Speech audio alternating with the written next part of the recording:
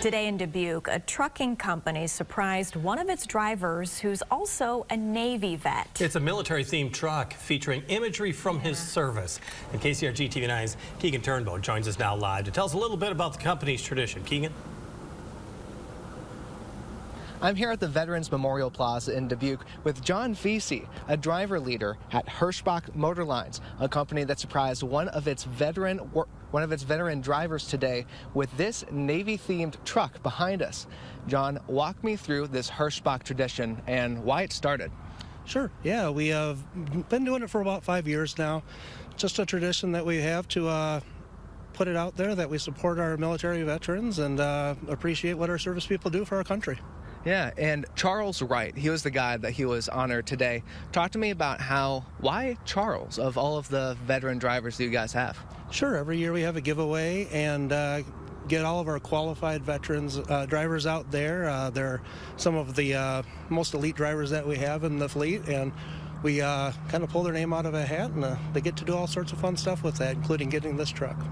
Yeah, and like you said, Charles, he had to go all year long without being late, without having get into his destination late, without getting in a crash.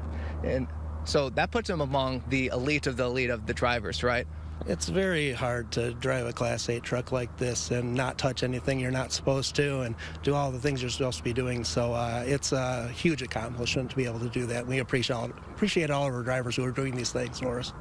And then talk to me also why it's important for this company to honor its veterans. Sure, yeah. I mean, the veterans in this country, we've all sacrificed a little bit, whether it's time or effort or some of our lives. And it's really important to celebrate the lives of the people that have fallen, the people who have given their service to the country, and really just kind of tie everything up with, our country and our community patriotism. Yeah, and John, you also served in the Navy, correct? I did, yeah. And so what does it mean to you when you turn around and you look at this big, beautiful blue truck?